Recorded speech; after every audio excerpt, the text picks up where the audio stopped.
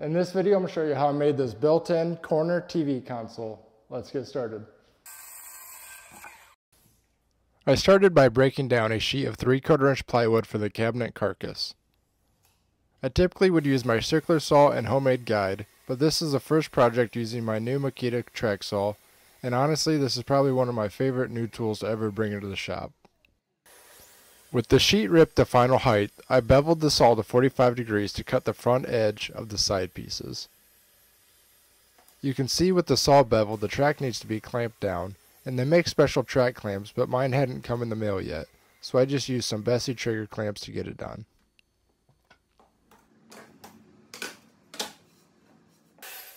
Next, I changed the saw bevel to 22.5 degrees to cut the inside back edges of the cabinet, so when they were joined together it would create the 135-degree angle. Here you can see the 45-degree cuts out front and the 22.5-degree cuts joined in the back. Next, I set up my dado stack and the table saw to cut the grooves for all the shelves. I ran all three pieces through at this dimension for the bottom shelf. And then I adjusted the fence to cut the dados for the upper corner shelves on the sides, and moved the fence once again for the shelf in the middle.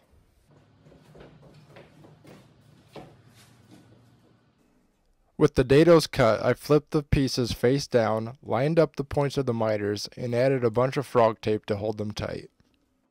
After flipping it back over and adding glue to the miters, I could stand it up and fold the pieces together.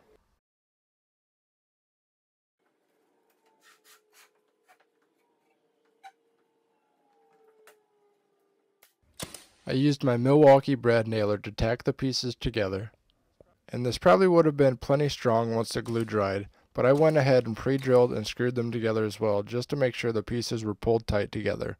And since it's the back and will never be seen, might as well overbuild it anyway, right?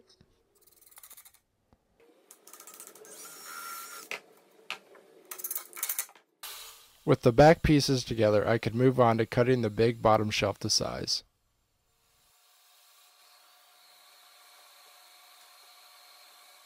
Here you can see just how perfect those miters turned out.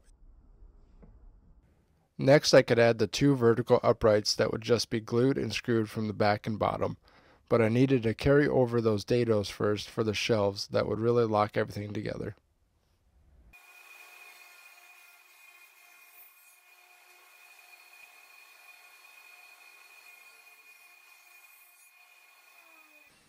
With all my pieces cut, I went ahead and sanded everything since I wouldn't be able to get into the tight corners once assembled. Before assembling, I also marked out where my dados were on the back to make sure I was adding screws in the right spot into the shelves.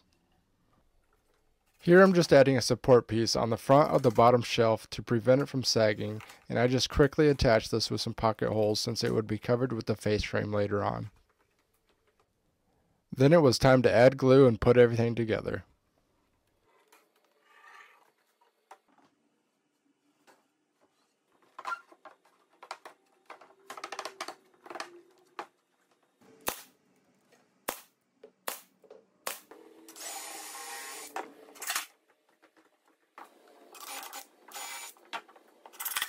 I originally planned on cutting dados for these uprights as well, but with them being right there in the corner, there wouldn't have been much left of my miter there on the back piece. So just a little extra caution clamping it in place and making sure it was square, and gluing and screwing it worked out just fine.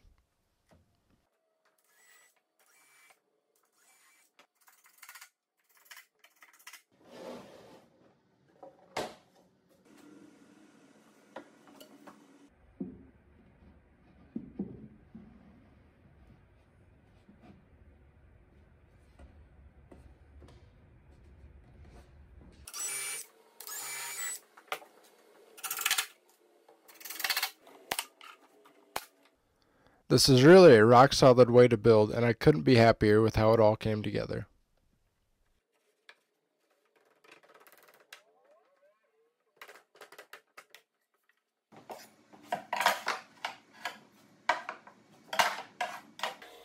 Here I'm drilling a hole for the cables in that top middle shelf. With hole saws, it's always best to stop drilling and finish the cut from the other side to prevent just blowing out the wood in the back. With the cabinet carcass done, I can move on to the face frame, and for this I use 3/4 inch poplar. That bottom rail is wider since it'll be covered with the baseboard later on as well. The two outside stiles are cut with 45-degree bevel so they sit flush with the wall. And then the rest of the pieces are just ripped to 1.5 inches wide and then cut to length at the miter saw.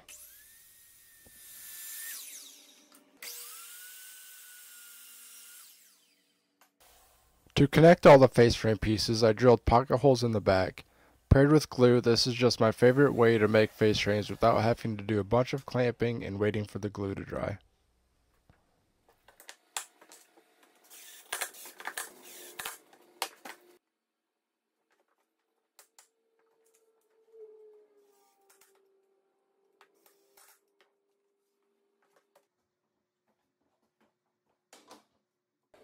With the face frame all put together, I could lay the cabinet down, add glue, and then brad nail it on since it was being painted and the nail holes could easily be filled.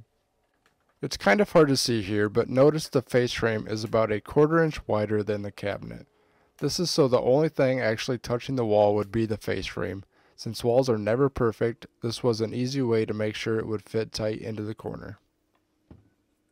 Next, I could make the two shaker style cabinet doors to match the rest of the cabinets in the house. I used 2-inch wide poplar for the rails and stiles and 1/4 inch MDF for the center panel.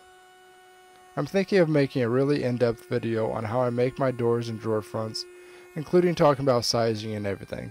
Let me know down in the comments if that's something you'd like to see. I'm using the Freud adjustable width tongue and groove bit set, and I start by cutting the tongues at both ends of the rails. Then I swap bits and cut the grooves in all 4 pieces.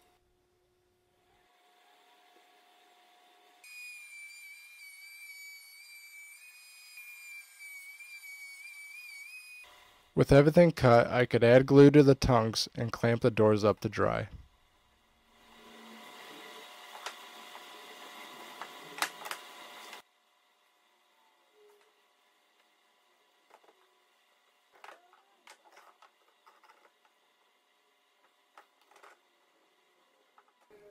At this point, I also went ahead and glued up the hard ash for the top of the cabinet.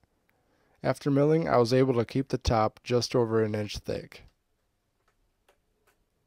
I didn't use biscuits or anything in the glue up as they don't add anything for strength.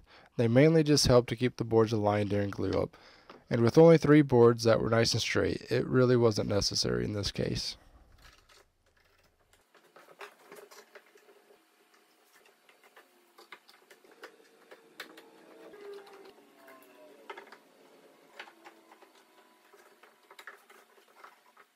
The last thing to do before paint was using the biscuit joiner to cut some slots for Z-clips that I'd be using to attach the top.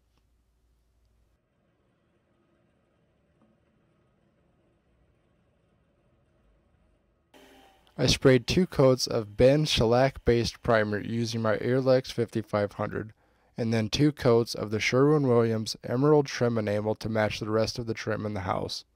But spraying white on white primer isn't too thrilling on video, so I'll spare you that.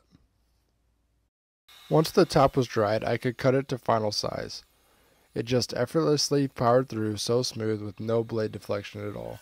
I'll leave a link to it below where I got it from factory authorized outlet if you're in the market for one.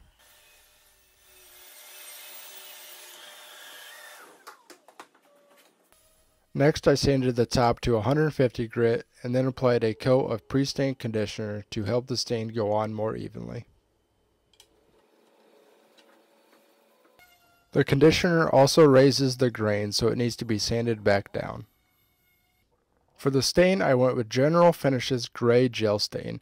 It's quite different from normal oil-based stain. You want to brush or wipe it on a good coat and then lightly wipe away some of the excess.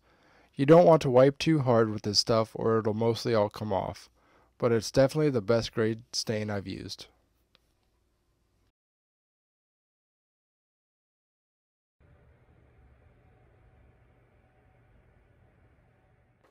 With the stain drying, I went ahead and finished the cabinet doors by drilling for the hinges and pulls.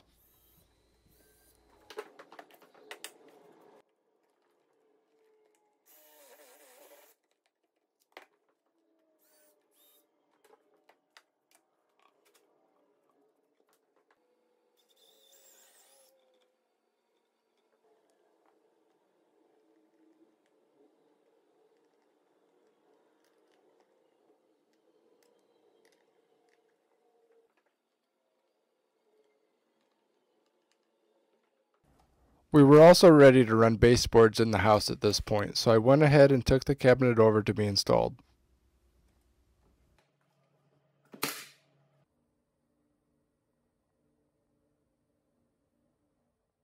Then it was back to finishing the top. I used General Finishes Armor Seal and wiped on 3 coats on both the bottom and top. Lastly, I could get the top and doors attached.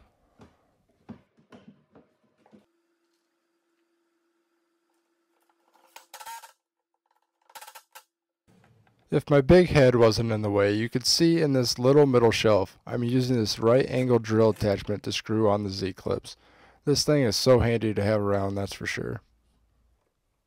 Since my doors have a 1/2 inch overlay all the way around, I just made a mark a 1/2 inch up on the face frame as a guide to line up the doors. It doesn't need to be perfect at first, just close, so you can fine tune and adjust them as needed using the adjustments on the hinges.